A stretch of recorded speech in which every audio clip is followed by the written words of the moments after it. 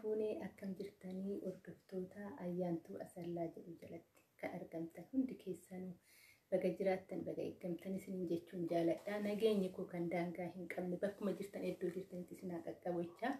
Egaa ka har'aa viidiyoodhaan kara keessan dhufeera. Viidiyoo kana warri ilaaltan akkasuma yaada keessan ammallee komentii jalatti naa barreessuu hin dagatinaa. Viidiyoo kana laayikii godhuudhaan yaada keessanis immoo saanduqa komentii jalatti naa barreessuudhaan akkasuma sheerii godhuudhaan na bira dhaabbadhaa. Egaa obboleewwan haga amma dirasii yaada keessan naa qoodaa jirtan haamlee naaf ta'aa jirtan guddaan isin galateeffadha isin jechuun jaaladha asumaanii.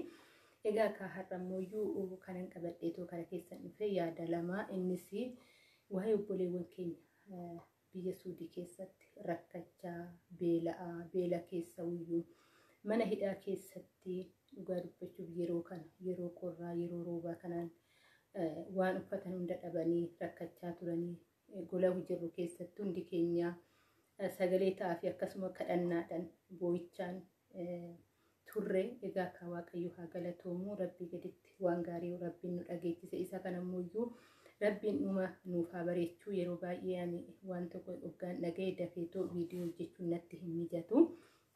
Bootan jiru baay'ee rakkisaa waan ta'eef jechuudha. Guddaan gammadee guyyaa kaleessaa isa Luukaanii kan jedhamu yookaan afaan Oromiffaatiin waan jedhamu beeku sagantaa kana afaan Amaariffaatiin dhaggeeffadhee guddaan gammadee yaa Rabbii galanni kee haa ga'u jedhee warroonni kadhannaa keessan bira jirtan akkasumas du'aa'idhaan bira jirtanillee Waaqayyoo keessan galateeffadha. Akka hundi isaaniitu furmaata argatanii kara biyya isaaniitti biyya abbaa isaaniitti deebi'anii. Egaa ka hundi keenya ilmaan hiyyeessaa kun ijoollee keenya guddifanna jedhanii kun immoo warra keenya xorreedhe kun immoo obboleessa quxisuu isaanii barsiifanna jedhee warra biyyaa yaa'edha.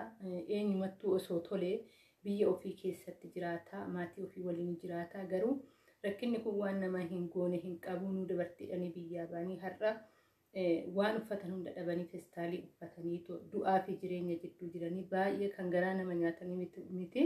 Haamlee nama cabsaa jechuudha. Gara nyaattuu miti kuni dhiigni keenya achi keessatti hoggaa akkanatti dararaman haga hoomiti nama jechisiisa dhugaa dubbachuu fi gara nyaattuu keessa darbee akkamittan himaa bakka waan hin jedhee himuu qabu. Nama dhukkuba kan ijoollee waa'ee Suudii san hoggaa dubbatanii. Egaa kaammoo gamanumaan yeroo tokko miidiyaa wayii irratti dhaggeeffadhe ani 10,000 hoggaan biyya galchee kara Yemeniitiin 10,000 tuyyuu kara biyya kanaa deebi'aa jedhee mootummaan biyya saniitillee akka rakkachaa jirudha. Egaa ka gamanumaan warri kontaaktii dallaalota gootanis hoggaa jiraata warri sagalee kana dhageessa wanti kun akka nurraa dhaabbatu rakkina ofii biyyuma ofiititti akka ijoolleen keenya dabarsanii gamanumaan dhaamsa kootidha. Warri sagalee kana dhageessan tarii warroonni akkanaa wajjin kontaaktii jiraatan hoggaa ta'e wanti akkanaa kun nurraa dhaabbachuu qaba. Jajjabeessanii qarshii irraa nyaatanii koottaa hojiin ni jira. Warri as deebi'an kun miti badii biraa hojjetaniiti jedhanii waan akkasiitiin ijoollee keenya sobaa ammallee barahaa keessatti fixaatoo jiranii. Jireenyi gaariis haa ta'u badaas haa ta'u namni biyya keessatti jiraachatuma jira. Kanaafuu akkuma eenyutu jiraatutti biyya ofii keessatti jiraachuun gaariidhaan jedha.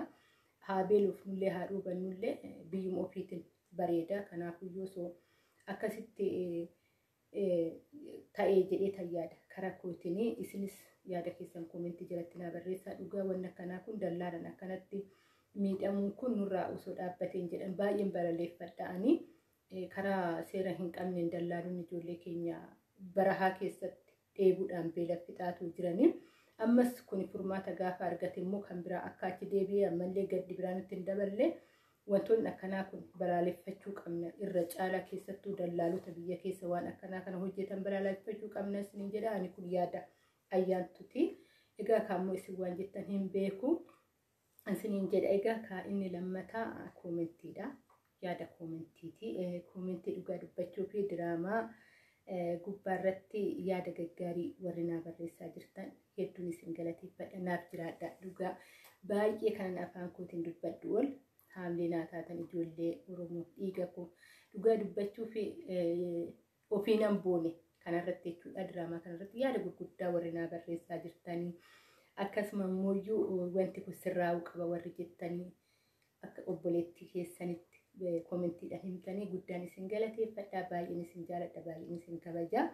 Egaa karuma yaada koomentiin darbaa yaada koomentii keessaa diraamaa dhiyoo kanaa walitti makamnee too hojjennu dhugaa dubbachuuf asumaanan isin galateeffadhaa ijoolleen afaana hojjechaa jirtan fedha keessanii jaalala keessaniin sababa bal'aa kana fuulduratti isin galateeffadha.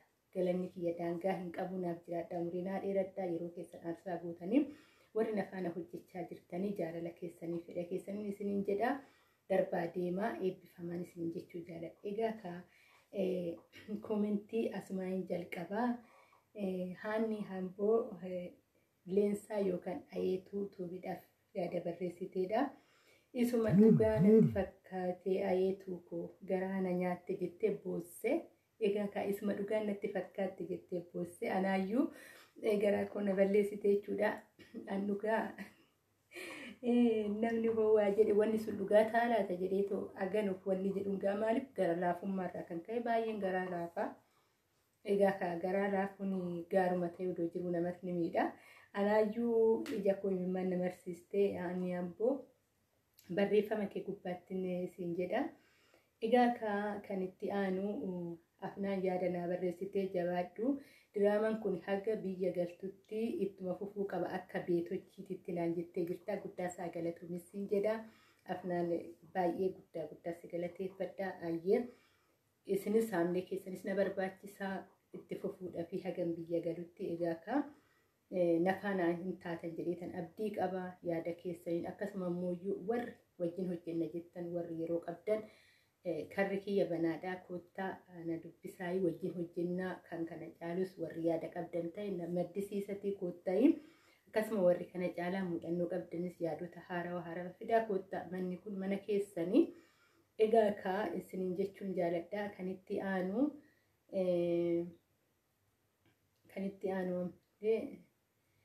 diraamaa keessaa haala nama gammachiisuun haaluma kanaan itti nuufuu fi naan jettee boonillee baay'ee nama gammachiisa naan jettee guddaa isaa galatoomii isin jechuun jaaladha. Egaa Saaroonan yaada tokko wanni sirraa'uu qabu naa barreessiteetu jirta. Egaa koomentii kana dirqama dubbisuu waanan koomentii nan dubbisaa. Egaa baruu qabdani kana caalaa yaada keessan hordofa koomentii ejaa kana ta'eefan koomentii sinaa barreessitan koomentiin gurguddaa bichaan qabadhee dhufe malee jabaadhu kan jedhe baay'eetu jira. Egaa jarriin kanneen waan qabadheetu dhufe maaliif koomentii nan dubbisaa. Kanaafuyyuu koomentii baay'een hordofaa yaada keessan naa barreessaa jechuufan kanan qabadhee dhufe.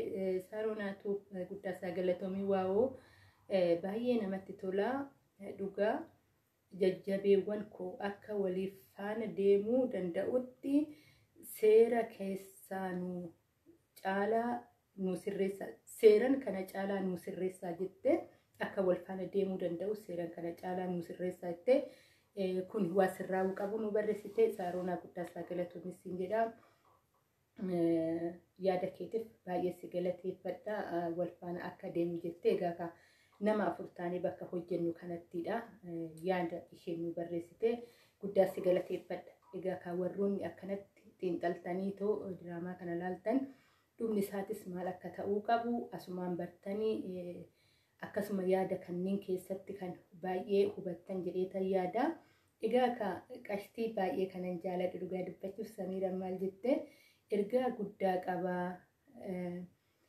Bilis yaada kana itti nu xumuraa jetteetoo jirti. Ergaa guddaa qabaa yaada kana itti nu xumuraa jettee Samiiraa qaaliitiyyaa maalsiin jechuun jaaladha. Asumaanii yaadni yeroo tokko diraamaan amaluma isaa keessatti hin xumuramu rarra'ee tafaa. Yaadni kun itti fufa waan ta'eefuyyuu egaa kutaa tokkoffaa kutaa lammaffaa jedhee kutaa sadaffaa jedhee itti fufa.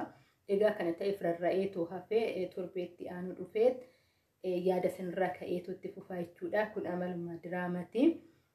Akkasumas immoo yaada ishee keessatti editiin nu sirreessaa jetteetoo jirti. Bakka tokkotti dogongora uummateetoo jira. Dogongoraaf na of kalchaadhi isiniin jedha asumaanii uummata keenya. Egaa yeroo tokko haala waan adda addaatirraa ka'eetu dhugaadha. Wanni dogongora uummachuu jiraachuu danda'a. Isa keessatti viidiyoo hin gaddaa keessatti dogongora uummate editii gisee godhamu. Kanaafuyyuu nu of kalchaan isiniin jedha. Egaa inni itti aanu galatoomii obboleettiitu almeeyi. egaa jabaadhaa bareedduu koo dhugaa baay'ee namatti tola. Barumsa baay'ee qaba. Haa ta'u nama gara laafatti too jabaadhu si wajjin jirra nuti uummanni Oromoo naan jetteetoo jirti. Galatoomis siin jedha. Galatoomii guddaa si galateeffadhaa siin jedha. Egaa maaltu natti dhagahame nuti uummanni Oromoo si faana jirra gaafa jettu waan addaa wayiitu natti dhagahame. Bakka miira addaa wayiitu natti dhagahame. Maal seetan nama qabaachuu namni si jiraachisaa waaqaa gaditti namni si ajjeesa. Kanaafuu nama ni barbaachisa nama waan ta'eefuyyuu nu si faana jirra gaafa jettu ofiin boonuu waan adda ta'e wayiitu natti dhagahame. Kanaafuu baay'ee si galateeffadha. Naaf jiraadhu siin jechuun jaaladha. Qaalii namaa gamanumaan kana ibsadha. Egaa diraamaa Eengaddaa keessatti gurguruu jechuun maaliif barbaachise? Qoyi namni heerumee ilma argate tokko doktora hin ta'u yookaan guddatu yookaan doktora hin ta'u kan jedhe eenyudha? Gaafidhaan naa dhiyeessite. Akkasuma gurguruu jechuun maaliif barbaachise? Heerumsiisuu hin jedhamu naan jettee gaafii naa dhiyeessite. Egaa yeroo baay'ee namni heerumeetoo hin baratu bakka jedhu kanarratti kun baratamaa miti waan ta'eef malee barachuun rakkoo qaba jedheen dhumu. Garuu rakkoos ni qaba. Maaliif dubartiin takka gaafa gaa'elatti seentee fokusiin ishii eenyummaan ishii eessa dhaqa? Mana ishii san keessa dhaqa. Waa'ee mana ishii yaaddi malee waa'ee barumsaa san irratti baay'ee fokusiin gootu. Warrarra taa'anii barachuu fi mana ofii ijaarratanii barachuun garaagarummaa qaba. Egaa tarii kanarratti namni muraasatu milkaa'aa erga gaa'ela qabateen booda kan baratu nama muraasadha. Innuyyuu aga qubaa lakkoofsa jechuudha. Milkaa'ines kan argatan osuma baratanuyyuu daa'imtis jidduudhaan dhufee kan addaan kutus ni jira waan ta'eefuyyuu egaa kanarratti baay'ee jajjabeessu heerumaatii baradhaa kan jedhu waan baay'ee karaa kootiin jajjabeessu jechuudha. Maaliif ofumaa isaatiif dhiibbaa sitti fidamanni kee ati waa'ee mana keetii yaaddamu abbaan mana keetuu mataa isaatiin kunuunsaa barbaachisa daa'ima osoo ta'inuyyuu maaliif ati barattee gaafa galtee dirqamaa nyaanni manatti qophaa'uu qaba, manni keessirraa'uu qaba, hin miidhamtaa jechuudha ati jidduu kana keessatti. Egaa dubartoonni gaafa mana ofii uffatan kanuma maatii keenya irrattis arguu dandeenya, nu warri gaa'ela uummannis gaa'ela keenya irratti beekuu dandeenya jechuudha. Egaa kanaafidha. Bakka gurguraa maaliif barbaachisee heerumsiisan jedhamu jette gubbaarratti akka loqodaatitti ni fayyadamna. Ani akka naannoo kootitti ani Arsiidha. Egaa heerumsiisallee ni jedhama. Yeroo tokko immoo loqoda ta'ee gurguratte durba gurguratte akkas ni jedhama. Loqodaadha kuni malee heerumsiisutti illee ni fayyadamna jechuudha. Lachuunuu nan dubbaddaa jechuudha. Yeroo baay'ee garuu kamitti na fudhata gurguratte kan jedhu kanatti tapha wayititu jira. Tapha sani maalinni gizee xiqqishuu gizee taphannu daaraan adiidha. Daarabichaatu adiidha. Daarabicha haranii gata daaraan adiidha. Daaraan haramee gatama. Daarabicha haranii gatanii durbas dhalanii gatanii kan jedhamu ni jira. Gatan jechuun maali jenneetoo gaafa gaafan gurgurachuu jechuudha jedhanii waan nuti taphataniif ejaa isa sammuu koo keessatti waan godheef gizee baay'ee gurguran jennaa heerumsiisurra jechuudha. Kun garuu already kan dubbatamuun afaan waliigalaa heerumsiisu jechuudha. Garuu gurguratillee ni jedhama jechuudha. Garuu baratamaan inni caalan heerumsiisedha. Kana loqodaadha gurgurate jechuun yookaan gabaa baasisuun ta'e heerumsiifate jechuudha. Egaa koomentiin baay'eedha. Garuu koomentii kana maaliif kan qabadde dhufe maaliif barbaachise koomentii kana naan jechuu dandeessan. Garuu yaada keessa yaada sinnaa barreessitan bira hin darbu nan dubbifadha jechuufan kana caalaa yaada keessan bal'inaan akkanaaf ibsitan jechuudhaafan qabadhee dhufe koomentii kana malee koomentii baay'eetu jira kan naa barreessitanii garuu kanneen qabadhee dhufuun koo koomentiiwwan keessan nan dubbisaa yaada keessan bal'inaan naa dhiyeessaa jechuufanii. Baay'een isin jaaladha, baay'een isin kabaja. Viidiyoon kun waggaa isinitti tole laayikii sheerii godhuu hin dagatinaa. Akkasuma yaada keessan koomentiidhaan naaf barreessaa isiniin jechuun jaaladha. Haga viidiyoo biraatti walitti deebiin turtii gaarii naa qabaadha. Egaa torbee dhufu haati gonfoo maal qabattee dhufti walumaan ilaalla haadha gonfoo. Egaa kamaatii haadha gonfoo baay'ee namatti tolu yaada keessan ammallee isinirraa hin barbaada nagaa naa ta'aa isiniin jedha.